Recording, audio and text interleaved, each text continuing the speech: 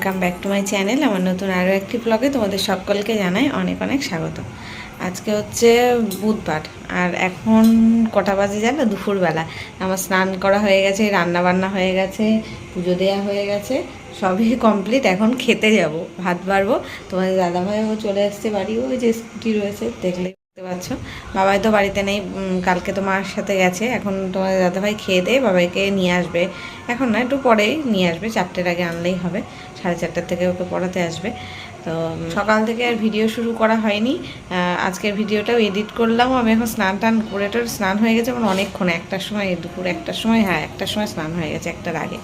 তো তো সকাল থেকে একটু ব্যস্ত ছিলাম, আর ভিডিও স্টার্ট করিনি। রান্নাবান্না স্নান টান সব করে পুজো টুজো দিয়ে তারপরে ভাবলাম শুরু করব। তো চলো আজকে কি রান্না হয়েছে সেটা তোমাদের দেখাই। আমি ভেবেছি কালকে হচ্ছে নীলের উপোস, তাই জন্য আমি ভেবেছি আজকে নিরামিষ রান্না করতে হবে। তাই ভাবলাম তাহলে ডাল ভাত রান্না করব, একটা ভেন্ডি আছে ভেন্ডি ভাজা করব, আর তোমাদের দাদাভাইয়ের জন্য ডিম ভেজে দেবো। ও বললো তবে তাই করো। এবার তারপরে পাশের বাড়ি দিদিভাইরা দেখি কি মাছ দিয়ে গেছে, মাছের ঝোল। তাই আমি আবার ওদের জিজ্ঞেস করছি যে তুমি সংযম করবা না কালকে উপোস তো? তারপরে দিদিভাই বলছে কি না না, কালকে তো পুজো না, পুজো হচ্ছে শুক্রবারে, আর কালকে আমরা নিরামিষ খাবো। তখন আমি মার কাছে ফোন করে জিজ্ঞেস করছি, আসলে কালকে মা বলেছিল।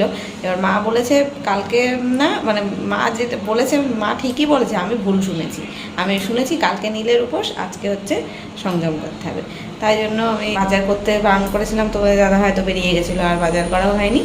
লাস্টে ভাত করলাম, আর ডালটা আর নিরামিষ ডাল করিনি, মুসুরির ডাল করলাম। আর ওইবারে দিদিভাইরা মাছের ঝোল টোল দিয়েছে অনেক কিছু, তাই দিয়েই খাওয়া দাওয়া হবে।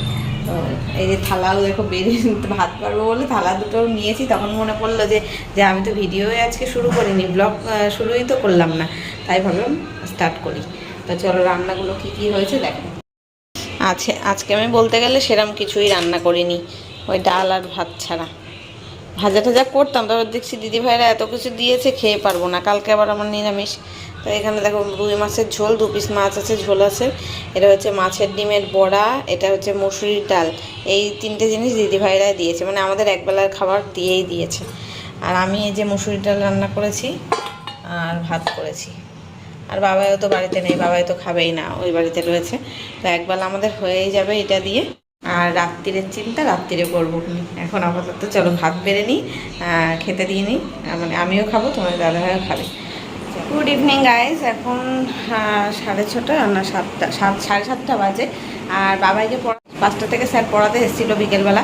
তো পড়িয়ে এই যে একটু আগে গেল, তারপর রেডি হলাম, সন্ধ্যে দিলাম, চা খেলাম, রেডি হলাম। রেডি হয়ে এখন যাচ্ছি পয়লা বৈশাখের কেনাকাটা করতে, মানে কিছু কিছু বাকি আছে টুকটাক, সেগুলোই কিনতে। তো চলো, এই কুর্তিটা অনেকদিন পরে পরলাম আজকে। বাবাই আর তোমার দাদাভাই রেডি হয়ে বাইরে দাঁড়িয়ে রয়েছে। আমার এত দেরি হলো কারণ কারেন্ট চলে গেছিলো, অন্ধকারের মধ্যে রেডিও হতে পারছিলাম না। তো যাই হোক ফাইনালি রেডি। তো চলো দেখতে থাকো।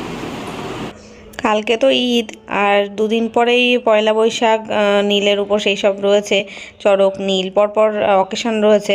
আর এখন তো চৈত্রর সেলের দোকানপাটগুলোও বসে রাস্তার পাশে পাশে। এত পরিমাণে ভিড় হয়েছে, মানে সেলের বাজার দেখে এবারই বোঝা যাচ্ছে। আমাদের 2 মিনিটের রাস্তা পার হয়ে আসতে সময় লাগলো আধা ঘন্টা। মানে স্কুটি নিয়ে আসলে, হেঁটে আসলে হয়তো একটু তাড়াতাড়ি আসতে পারতাম, ভিড়ের জায়গাগুলোতে গাড়ি নিয়ে ঠেলে তো যাওয়া যায় না। তো এই দোকানে অবধি এসেছি, তাই গাড়িটা রাখার মানে পার্কিংয়ের কোনো জায়গায় নেই, মানে 1 মাইল দূরে গাড়ি পার্কিং করতে হয়েছে। আর আমরা এখানে ঢুকেছি রীতিমতো ঠেলা ধাক্কা ধাক্কি করে, মানে মারপিট করে জামা কাপড় কেনার মতন অবস্থা। এই জায়গাটা একটু তাও একটু ফাঁকা রয়েছে, এই পাশের দোকানপাটগুলো। তো যাই হোক, অনেক ধাক্কা ধাক্কি ঠেলাঠেলি করে জামা কাপড় কিনে নিলাম। এবার যাচ্ছি, স্কুটি যেখানে রেখেছি সেই অবধি হেঁটে যেতে হবে, তারপরে বাড়ি যাব। তো ফ্রেন্ডস, আমরা বাড়িতে চলে এসেছি, 9:30 বাজতে যাই। আর খাবার দাবার নিয়ে এসেছি কিছু, সেগুলো আগে খেয়ে নিই, তারপরে যা যা শপিং করেছিলাম সেগুলো দেখাচ্ছি তোমাদের। বাবা, বাজারে যা ভিড় বলার মতন না। একটু একটু হয়তো তোমাদের দেখিয়েছি। নিয়ে আসলাম পনির রোল আর চিকেন পকোড়া। বাবার জন্য চিকেন পকোড়া না, এটা কি বলে, ললিপপ, চিকেন ললিপপ আর পনির রোল নিয়ে আসলাম। আমার জন্য পনির রোল আর বাবার জন্য চিকেন পকোড়া। খেয়ে নিই, এটা গরম গরম বেশ আছে। একটু ফ্যানটা ছাড়, খেয়ে নিই, দেখতে থাকো। বাবার দেখো ড্রেস চেঞ্জও হয়ে গেল, কালিকা হয়ে গেছে অলরেডি। চলো পরে আসছি। তো এই যে চলে আসলাম খাওয়া দাওয়া করে। আর চলো শপিংগুলো দেখিয়ে দিই।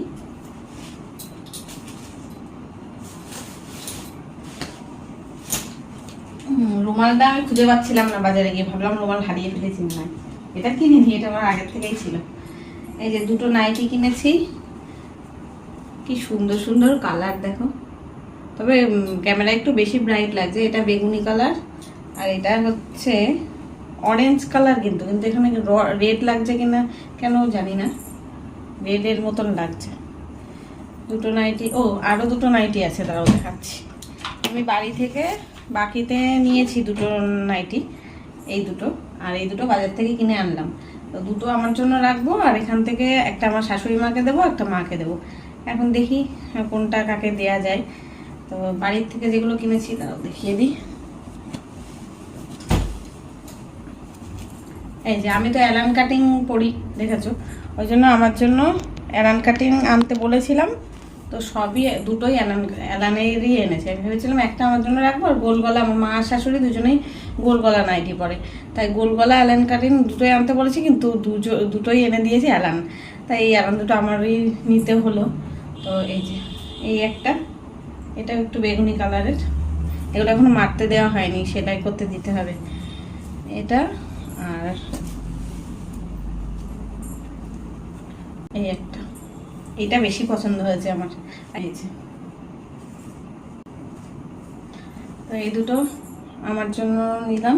এবার এর থেকে দেখি আমি এই অ্যালার্মটা দিতেও পারি। এটা ভাবছি শাশুড়ি মাকে দিয়ে দেবো, কি কেউ আমার মা যদি নাই দেবো। এটা হয়তো মা নিতে পারে, এই কালারটা। এই যে গোল গলা নিয়েছি, এটাও কিন্তু খুব সুন্দর কালার। এগুলো সব হাতা দেয়া আছে ভেতরে, এখন হাত কাটা। এই যে এই একটা, আর এটা লাল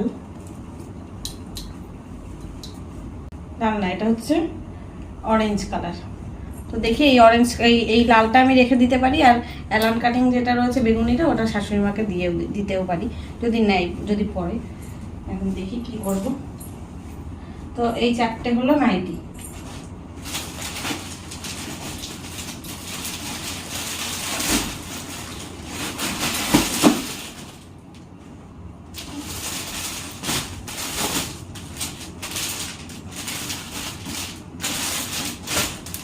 আর একটা দেখো, একটা শাড়ি নিয়েছি।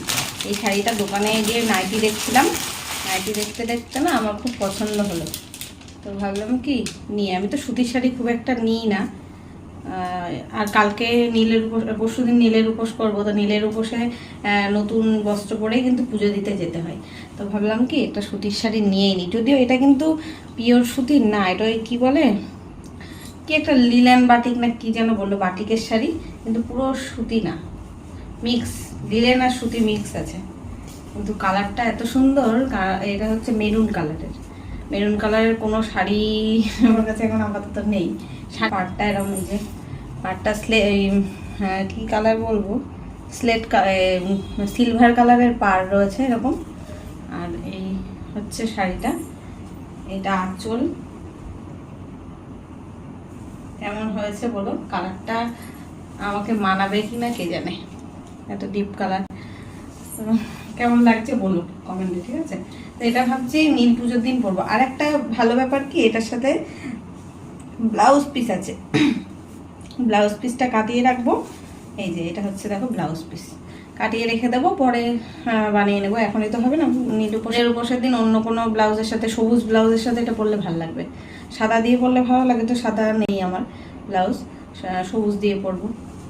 তো বলো শাড়িটা কেমন হয়েছে, ঠিক আছে? আর তোমার দাদা ভাইয়ের জন্য দুটো গেঞ্জি, এই একটা হোয়াইট, খুলবো না এগুলো, আর সাদা রঙের তো নষ্ট হয়ে যাবে রঙ।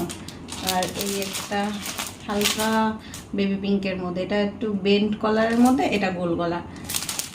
এটা ডিজাইনটা ক্যাটলগ আছে এরকম। আমার পয়লা বৈশাখে পরা দুটো গেঞ্জি নিয়েছে। ও আর একটা জামাও তো নিয়েছে, এই একটা জামা নিয়েছে তোমাদের দাদা ভাই। এটা আমি বলছি কি, ওই দীঘা বা পুরীতে গেলে বিচে গিয়ে পরার জামা জামা হয় না, সেইগুলো।